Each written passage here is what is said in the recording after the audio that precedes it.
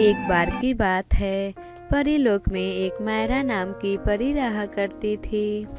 सभी परियों की तरह मायरा परी के पास भी कुछ जादुई शक्तियाँ थीं।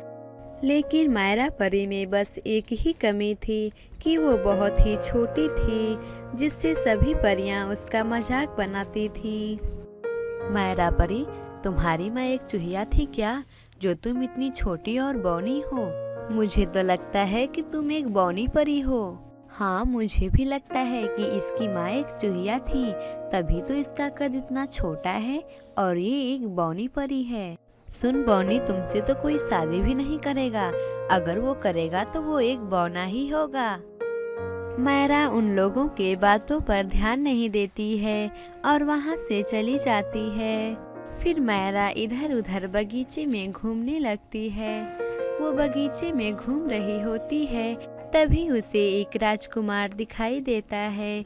राजकुमार को देखकर मायरा परी बहुत ही खुश होती है और वो हर रोज बगीचे में घूमने आती और एक पेड़ के पीछे छुपकर राजकुमार को देखा करती थी। मुझे लगता है कि राजकुमार दिल का बहुत ही अच्छा है।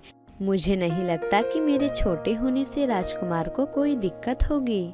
फिर एक दिन जब मायरा परी बगीचे में घूम रही होती है, तभी उसे राजकुमार दिखाई देता है। राजकुमार को देखकर वो उसके पास जाती है और मायरा राजकुमार से बोलती है, राजकुमार, मैं तुमसे कुछ कहना चाहती हूँ। हाँ बोलो, तुम क्या कहना चाहती हो? राजकुमार, मैं तुमसे शादी करना चाहती हूँ। क्या तुम मुझसे शादी करोगे? क्या तुम्हारा दिमाग खराब हो गया है क्या? मैं तुम जैसी बौनी लड़की से शादी करूँगा? ऐसा कभी नहीं हो सकता। जाकर अपना कद एक शीशे में देखो, फिर किसी राजकुमार से शादी करने का सपना देखना।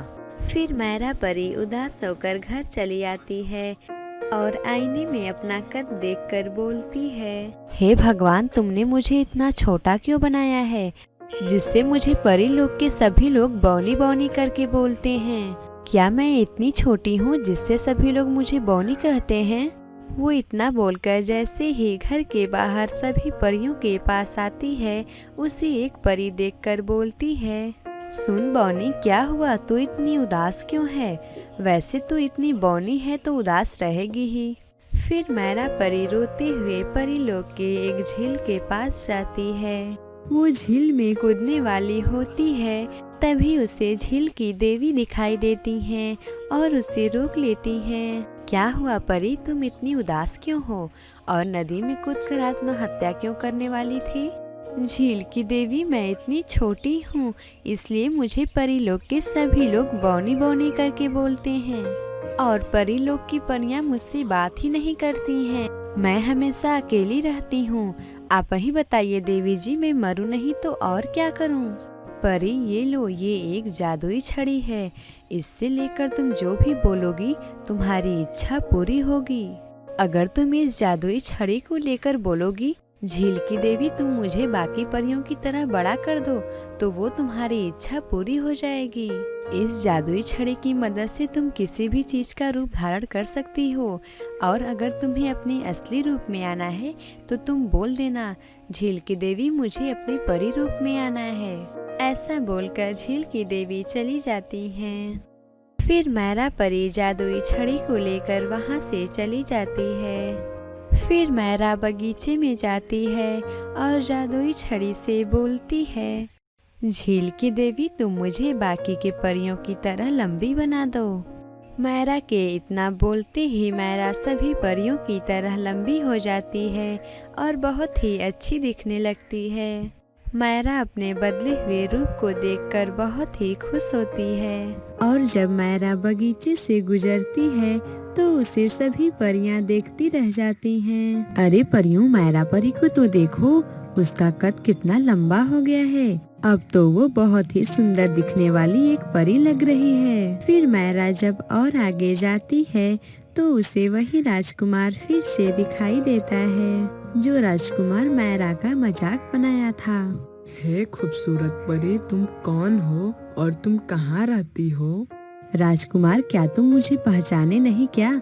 मैं वही बौनी परी हूँ जिसका तुम बहुत मजाक बनाए थे। मायरा की बात सुनकर राजकुमार बहुत ही दुखी होता है और फिर मायरा वहाँ से चली जाती है। फिर एक दिन मायरा परी को सभी परियां रोककर उससे बोलती हैं, हे सुंदर परी, तुम इतनी सुंदर कैसे हो? क्या तुम हमें अपने सुंदर होने का राज बता सकती हो? परियों, मैं अपने चेहरे पर 1 महीने तक काला तेल लगाई हूँ, इसलिए मेरा चेहरा इतना सुंदर हो गया है। अगर तुम लोग भी अपने चेहरे पर काला तेल लगाओगी तो तुम लोग भी बहुत ही सुंदर बन जाओगी। सभी परियां सुंदर दिखने के लिए अपने चेहरे पर काला तेल लगाती हैं। फिर एक दिन मेरा बदला सभी से पूरा हो गया है, बस वही राजकुमार बचा है जो मेरा बहुत ही मजाक उड़ाया था। अब मैं भी उससे अपना बदला पूरा करूंगी। फिर मायरा परी लोग के एक घोड़े के पास जाती है। फिर मायरा अपने जादुई छड़ी से बोलती है, झील की देवी, इस घोड़ी को एक परी में बदल दो। मायरा के इतना बोलते ही वो घोड़ी एक सुंदर परी में बदल जाती है। सुनो, मैं तुम्हें घोड़ी से एक परी बनाई हूँ, इसलिए जो मैं कहूँगी तुम वही करना। ठीक है, आप जो कहेंगी मैं वही करूँगी। फिर मायरा उसे पूरी बात बताती है जो राजकुमार के साथ करना होता है। फिर राजकुमार जब उस परी को देखता है तो उस पर मंत्रमुग्ध हो जाता है और उस परी से बोलता है, हे सुंदर परी, क्या तुम मुझसे शादी करना चाहोगी? हाँ राजकुमार और परी की शादी हो जाती है। वे दोनों जब सो रहे होते हैं तभी वहाँ पर मायरा परी आती है। फिर मायरा परी अपने जादुई छड़ी से बोलती है, झील की देवी, तुम इस परी को फिर से घोड़ी में बदल दो। मायरा के इतना बोलते ही वो परी फिर से घोड़ी में बदल जाती है। फिर अगले दिन सुबह होने पर जब राजकुमार सोकर उठता है तो देखता है कि अरे, मेरे बिस्तर पर एक घोड़ी कहाँ से आ गई? मेरी पत्नी कहाँ गई? क्या मैंने एक घोड़ी से शादी किया है? परी लोग के सभी लोगों को परेशान करके मायरा परी बहुत ही खुश थी। फिर मायरा परी अचानक वहाँ से गायब हो जाती है और उसी झील के पास पहुँचती है जहाँ पर उसे झील की देवी मिली थी। तभी झील की देवी मायरा से बोलती है, मायरा, तुम ये क्या कर रही हो? मैंने तुम्हें ये जादुई छड़ी दूसरों को परेशान करने के लिए नहीं दिया था, बल्कि मैं तो दूसरों की भलाई करने के लिए तुम्हें ये जादुई छड़ी दी थी। लेकिन मैं उन्हीं लोगों को परेशान की हूँ जो लोग मेरा बहुत मजाक बनाते थे। उन लोगों ने जब तुम्हारा मजाक बनाया था तो उन्हें अपनी गलती की एहसास भी हुई थी।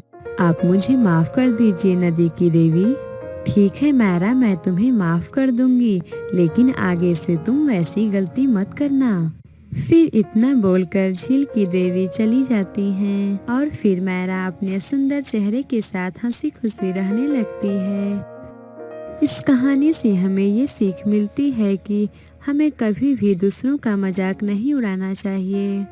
अगर आपको ये कहानी अच्छी लगी हो तो इसे ज़रूर लाइक करें और इस चैनल हिंदी टेल्स गुरुजी को सब्सक्राइब करें और हमें कमेंट करके ज़रूर बताएं कि आपको ये कहानी कैसी लगी और लाइक करना तो बिल्कुल मत भूलिए।